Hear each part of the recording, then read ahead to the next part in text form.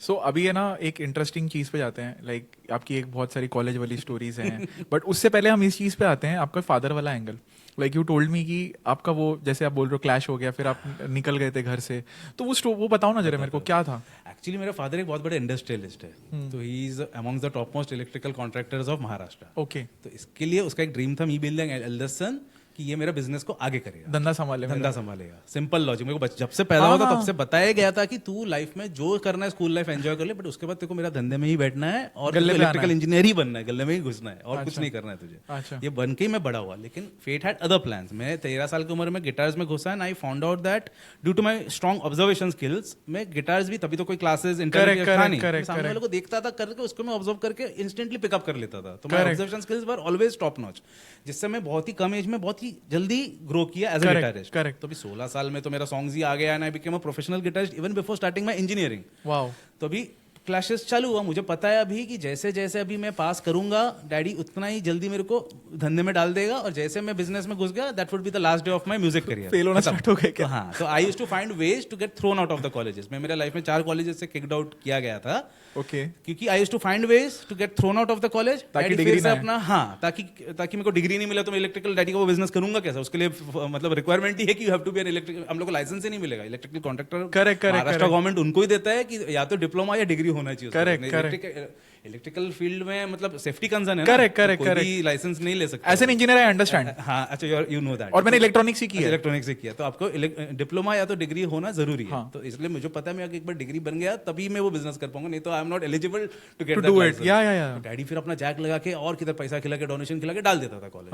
तो फिर से मैं उधर से कुछ ना कुछ करके निकाला जाता था। तो तभी क्या हुआ, तभी एक दिन यही मूड इंडियो जिसका मैंने बात किया था, उसके लिए मैं एलिम्स में पास हो गया था। I got selected for the final day, final night का कॉन्सर्ट के लिए आई वाज सिलेक्टेड, जिसमें अगर मैं जीत गया तो that will be the, I will be getting the title of the best lead guitarist award in India.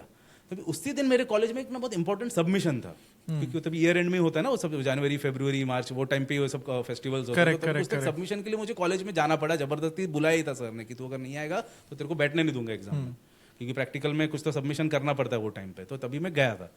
तो तभी मेरे को सर को मैंने बोला, सर मेरा आज बहुत इंपॉर्टेंट, मेरा आज दोपहर को होता है वो सब शोज। करेक्ट। मूड इंडिगो तब दोपहर को होता है, तो मेरा दोपहर को 2 बजे उधर पहुंचना था मुझे, बिकॉज मेरा शो था। करेक्ट।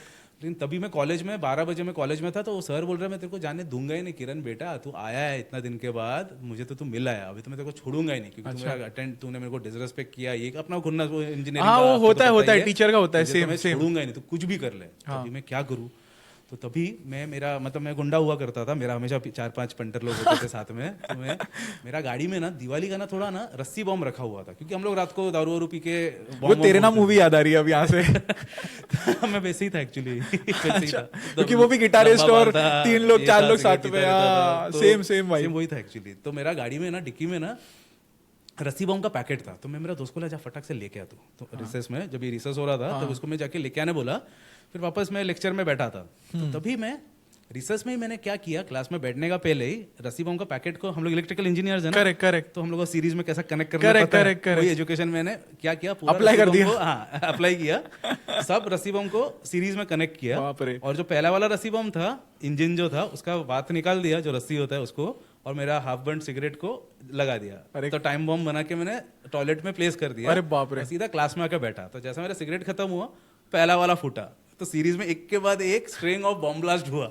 कोई इधर भाग रहा है, कोई उधर भाग रहा है। जो सर था वो तो बेंच के अंदर ही घुस गया, उसको लगा कि अर्थक्वेक है। और ये वॉशरूम में हो रहा है? हाँ, ये वॉशरूम में धूम धड़ाका एकदम huge bomb blast, chain of bomb blast हुआ, सब भाग रहे हैं क्लास से इधर। सबको लगा, किसी को लगा टेररिस्ट अटैक हुआ है, किसी को लगा। और ये मूड इंडिगो वाले दिन ही है जिस दिन आप जीते नेशनल लेवल पे। हाँ, मुझे उधर जाना है, तो अभी वो मुझे छोड़ नहीं रहा है, तो मुझे कुछ तो करना पड़ेगा ना। तो ये किया, बॉम्ब ब्लास्ट कर दिया पूरा, क्योंकि वो ये मतलब सर तो छोड़ेगा ही नहीं, बोल रहा मैं तो एग्जाम में मैं पास ही नहीं करूंगा, तो एग्जाम में देगा किधर से। तो ये रस्सी बॉम्ब की बात कर रहे हो? हाँ, तो ये रस्सी बॉम्ब एक एक करके पूरा बॉम्ब ब्लास्ट हुआ टॉयलेट में, तो वही केओस में मैं भाग गया, सब लोग भागा, मैं भी भाग गया।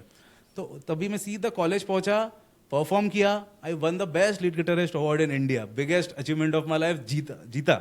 बट सर को पता चल गया कि किरण रॉय का ही काम था, क्योंकि 2-3 लड़की लोग ने बाथरूम में मुझे जाते हुए लगाते हुए देख लिया था। सर को बोल दिया किरण रॉय का ही काम है।